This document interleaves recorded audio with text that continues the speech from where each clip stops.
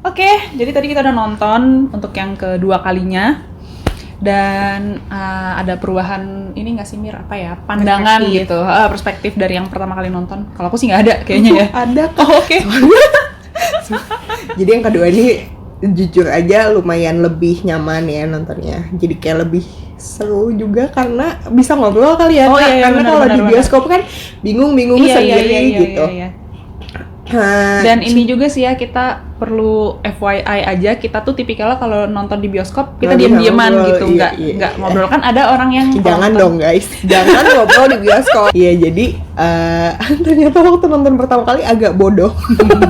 Karena misalnya di scene yang tadi tuh scene pamungkas gitu ya, yang berantem.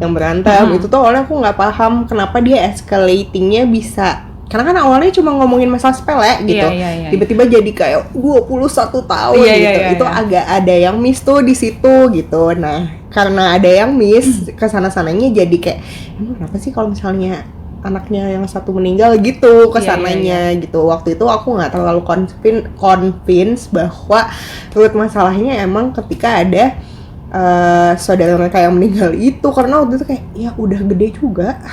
Jadi itu juga waktu nggak itu kenal. tuh nggak pahamnya, kan ada adeknya yang meninggal waktu bayi, terus kenapa gitu ya.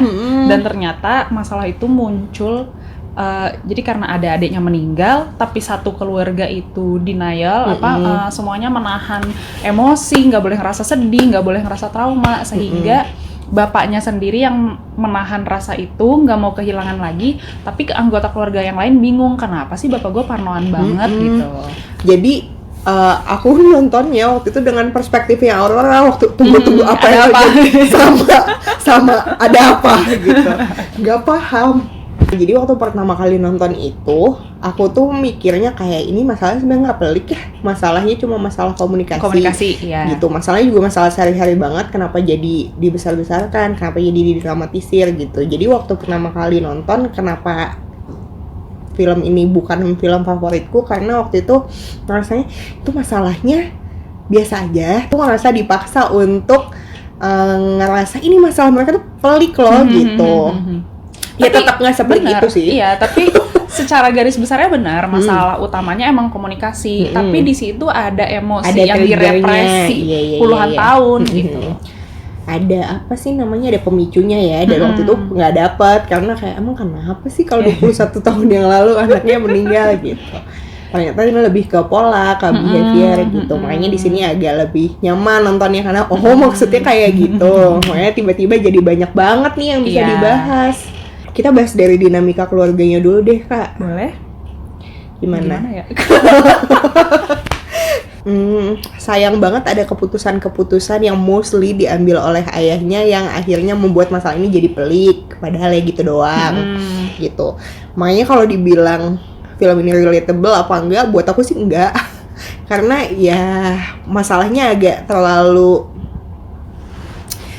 spesifik, agak terlalu personal gitu kan. Maksudnya ya mereka kehilangan salah satu anggota keluarga di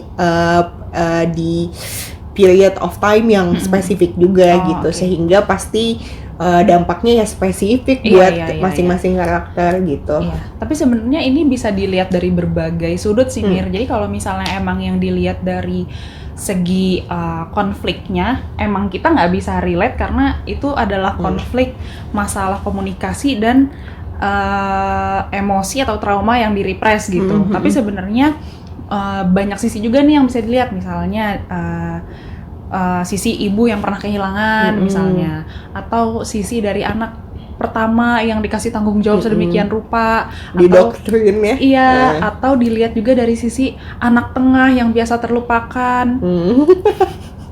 Kenapa ada hint, Kak? Gitu aja, cuman gitu aja. Ada juga anak bontot yang tipikal aja sih, nggak semua orang gini, tapi tipikalnya dimanjakan gitu. Dan special case Sedangkan di dia maunya awan, mandiri, maunya wild and free kayak gitu. Tapi padahal nggak wild juga ya si Awan ini biasa aja. Cuma pengen merasakan experience aja. Pengen makan sop kaki kambing aja. Pengen naik motor aja. Sesederhana itu. Cuman emang special case-nya di sini ayahnya pernah kehilangan anak bontot, yang mana anak bontot kan biasanya bukan berarti spesial, tapi karena dia anak terakhir, jadi biasanya, nggak semua, tapi biasanya orang tua tuh ngelihat anak bontot selalu jadi anak kecil gitu, karena emang anak paling kecil ya kan. Kalau dipandangnya dari sudut pandang konfliknya emang nggak bisa relate, tapi aku as anak tengah lumayan relatable gitu. Aku as anak pertama nggak terlalu sih. Karena dia anak laki-laki. Karena dia anak laki-laki. Sedangkan agak Amira, beda saudaranya perempuan semua. Iya benar. 3 bersaudara perempuan semua, jadi pasti ada gender role juga yang bermain di situ. Betul. Gitu ya. Yes.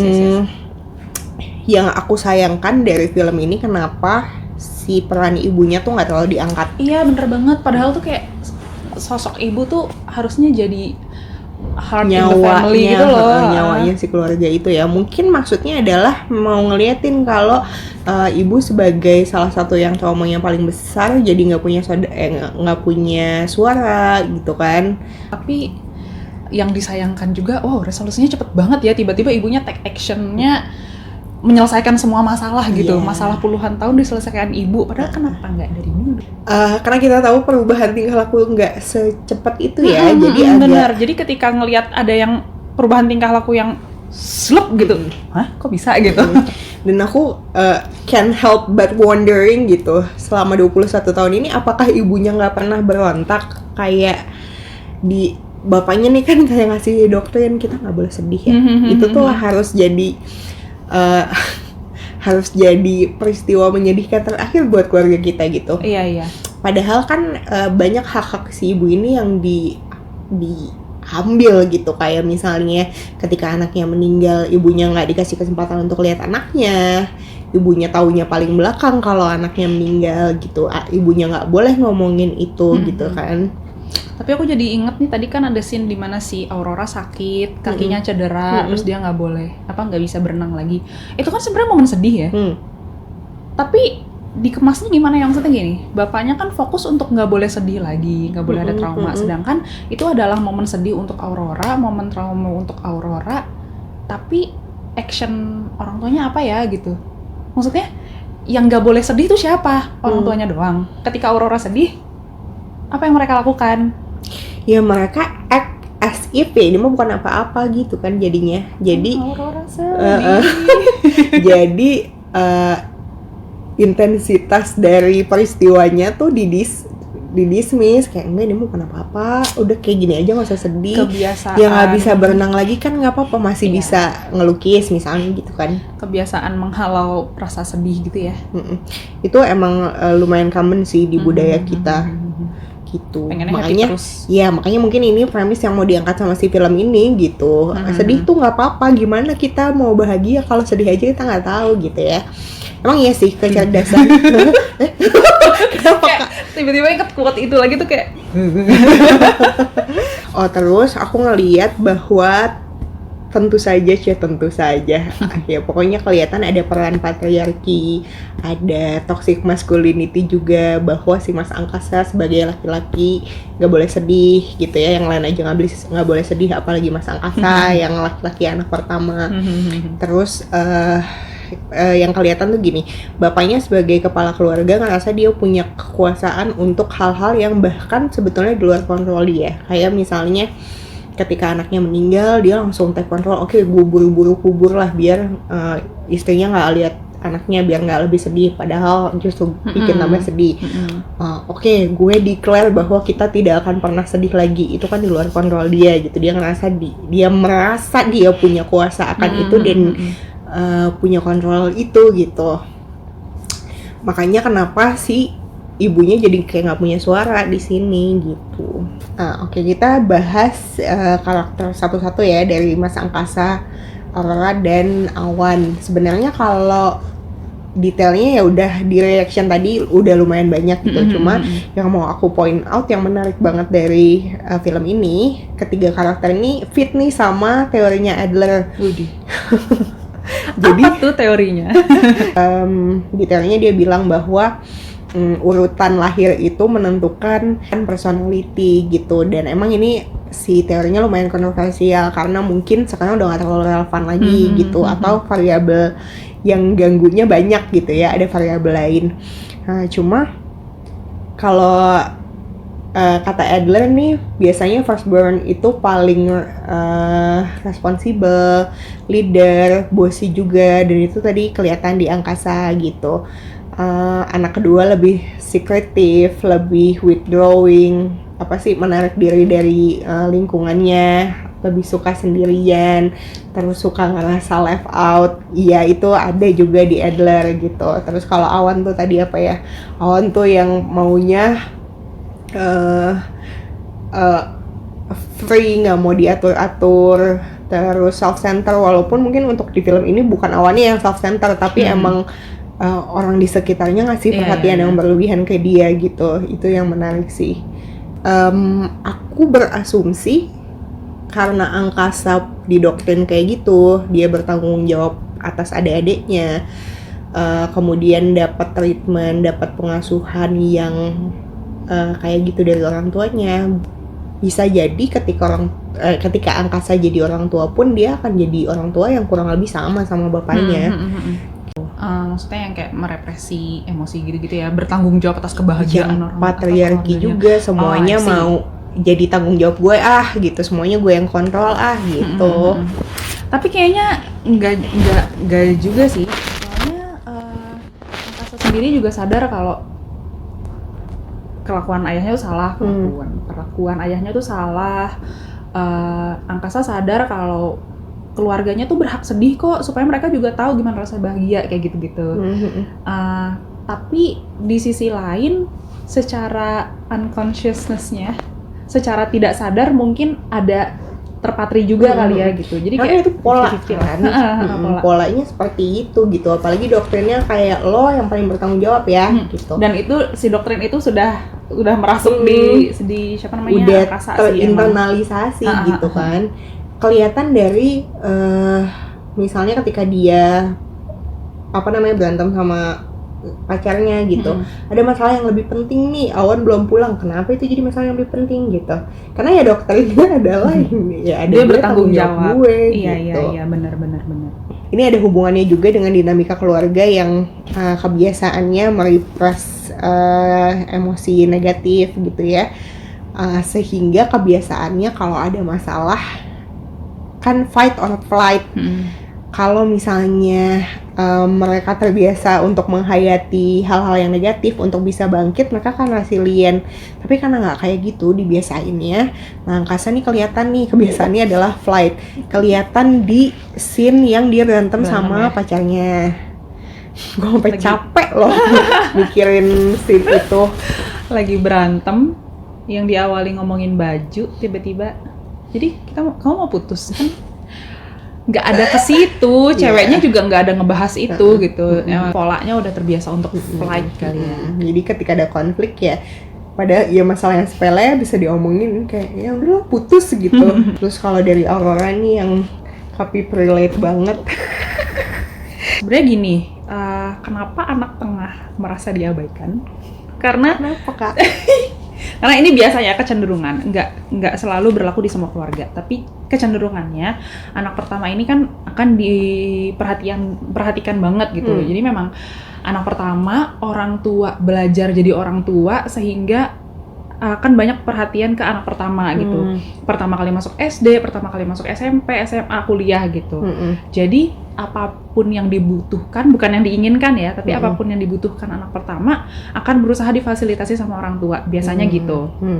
Dan nanti anak tengah ya nurun aja dari kakaknya, biasanya gitu. Oh iya benar. Biasanya ya kan.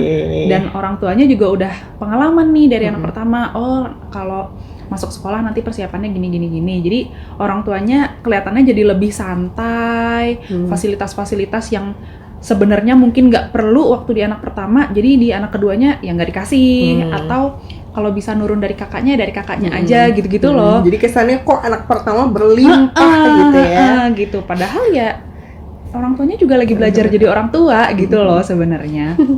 Terus yang spesial di case-nya si Aurora memang itu dari kakak yang pertama ya, dari anak bontot juga tadi udah dijelasin kalau orang tua akan memandang anak bontot ini selalu jadi anak kecil gitu. Jadinya banyak perhatian juga, kelihatannya ya banyak perhatian juga tercurah ke anak bontot gitu, selalu dimanjain, selalu apa ya, dianggap anak kecil tuh kan ya dimanjain lah ya, walaupun mungkin orang tuanya juga nggak bermaksud kayak gitu kayak naluriah aja nggak sih gitu loh. Nah, special case-nya Aurora ini balik lagi tadi di awal orang tuanya ada momen hampir kehilangan Awan 2 kali. Jadinya Awan diperlakukan, udah mah anak bungsu diperlakukan spesial, Awan lebih spesial lagi. Jadinya si anak tengah ini, si Auroranya lebih memilih untuk ya udahlah lo urus aja anak bontot lo, gue sendiri aja bisa kok gitu. Jadi sesuai juga sama si teorinya Adler yang bilang kalau middleborn ini cenderung independen. Terus apalagi sih dia tuh lebih sekretif, diri adaptable, gitu ya. Feels left out kayak gitu. Terus yang terjadi sama Awan juga menarik aku sepanjang kenal dengan anak-anak bungsu gitu. Ngelihatnya kalau anak bungsu itu selalu antara ekstrem kanan atau ekstrem kiri, antara dia dikekang banget kayak Awan gitu ya, atau dia bebas banget. Dia yang hidupnya lebih mudah dibandingkan kakak-kakaknya.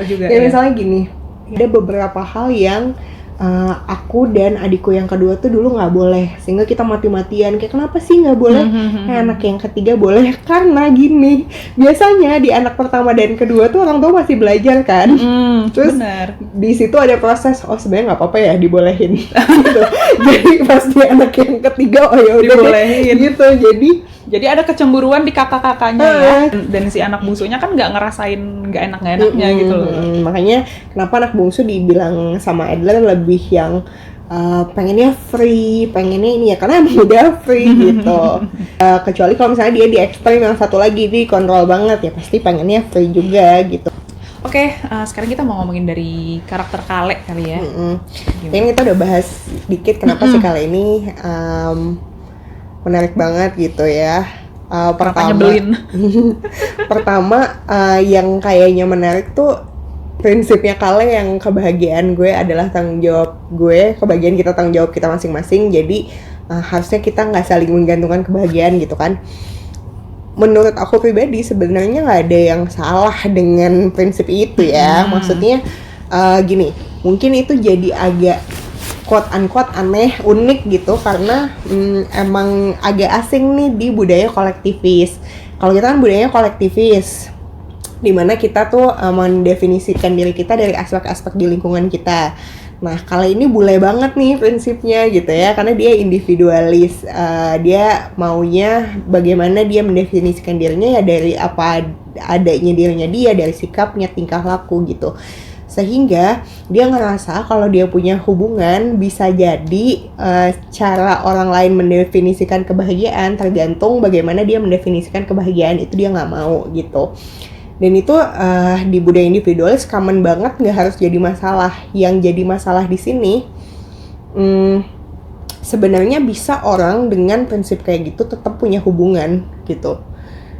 Jadi gini, walaupun mereka punya hubungan tanpa komitmen gitu maksudnya. Oh enggak, tetap berkomitmen.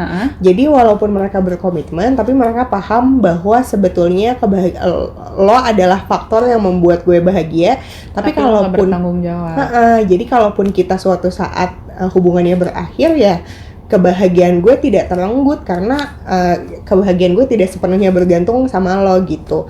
Jadi sebenarnya aja yang lebay. Ya jadi sebenarnya kalian ini nggak harus takut untuk berkomitmen gitu. Ini ada hubungannya juga sama perkembangan, kan tadi kamu sempat nanya tuh sebenarnya orang pacaran kenapa sih? Iya. Kenapa sih? Buat apa? Ya tergantung kalau misalnya usia remaja ya kita asumsikan orang mulai pacaran dari usia remaja ya. Kalau di usia remaja tuh kan tugas perkembangannya tadi menemukan identitasnya. Jadi tentunya hubungan dengan orang itu berkontribusi sama pembentukan identitas dia gitu. Nah kalau sudah dewasa ini tugas perkembangannya memang quote unquote mencari pasangan. Jadi kalau di teorinya Erikson tuh dewasa muda usia 20 tahun ke atas memang tugas perkembangannya itu membangun intimacy dengan significant others gitu, dengan cara ya punya relationship, menikah misalnya, karena virtu yang dicarinya love. Orang yang tugas perkembangannya tidak terpenuhi nanti dia istilahnya adalah isolated. Jadi dia ya hidupnya akan sendiri aja, dia nggak percaya untuk membangun intimasi, kedekatan dengan orang lain gitu. Nah itu yang terjadi sama Kale karena ada trauma kelihatannya ada trauma di hubungan sebelumnya gitu. Nggak tahu sih karena di film ini nggak terlalu digambarin sebenarnya apa gitu ya. Tapi katanya di director's cut lebih dijelasin tuh untuk teman-teman yang sempat nonton director's cut-nya mungkin boleh cerita tuh kenapa kira-kira kenapa Kale jadi kayak gitu. Oke, tapi aku masih tetap nggak setuju ya. Tetap tidak membenarkan sikapnya Kale ke Awan. Memang gitu. tidak benar. Gitu. Dia punya pilihan untuk dengan prinsip yang sama, nggak tapi masalah. dengan cara penyampaian yang lebih baik lah. Penyampaian, kemudian pilihan, tingkah lakunya keluarnya kayak gimana itu masih banyak alternatif yang lebih baik memang gitu. Cuma ya mungkin ada luka yang belum selesai gitu ya, emang harus diselesaikan dulu atau mungkin di perkembangan sebelumnya ada tugas perkembangan yang tidak terpenuhi, jadinya kesininya juga di usia sekarang jadi terpengaruh gitu. Iya, jadi sebenarnya Kale yang tersakiti tapi orang sekitarnya yang kena imbasnya gitu. juga. In some point of his life, he has to learn kalau enggak ya kan kayak gitu terus lama-lama si Kale ini kan banyak berlindung menurutku ya dia banyak berlindung di kata-kata manis yang dia kasih ke orang gitu. Padahal sebenarnya mungkin dia shielding himself from pain juga, dia sebenarnya yang melindungi diri dia sendiri gitu. Betul, setuju. Apalagi ya kan yang bisa kita omongin? Kayaknya udah banyak juga ya, Mir. Banyak banget. Videonya udah panjang banget loh. Walaupun tadi kita di awal bilang kalau ini bukan film favorit kita, tapi banyak yang bisa kita bahas di sini. Gak nyangka banget justru malah film yang kita nggak favorit aja banyak banget yang bisa kita bahas ya. Betul. Oke, jadi tadi udah banyak banget yang kita bahas. Sekian dulu dari kita untuk jam gabut di hari ini. Terima kasih buat teman-teman yang udah mau jadi partner gabut kita, mengisi jam gabutnya untuk dengerin kita ngoceh gitu, nonton bareng kita. Hari ini kita banyak have fun, banyak belajar hal-hal baru, ingat-ingat hal-hal yang dulu pernah kita pelajarin juga. Jadi mudah-mudahan teman-teman sama have fun-nya sama kita dan sama-sama banyak belajar juga gitu ya. Jangan lupa kasih feedback kalian, kita butuh feedback kalian. Boleh like atau dislike video ini, terus kasih komen juga, atau boleh juga rekomen selanjutnya kita mau nonton apa gitu ya. Feedback kalian penting banget karena kita tahu kita masih punya banyak ruang untuk improve. Banyak banget lah. Iyalah ya, namanya juga gitu. Kalau kalian suka dengan konten kayak gini, please subscribe biar bisa gabung jadi partner gabut, share juga ke teman-teman, ring the notification bell supaya kalau kita keluarin video lagi kalian tahu. Oke, see you on the next video. Jangan lupa istirahat. Bye bye.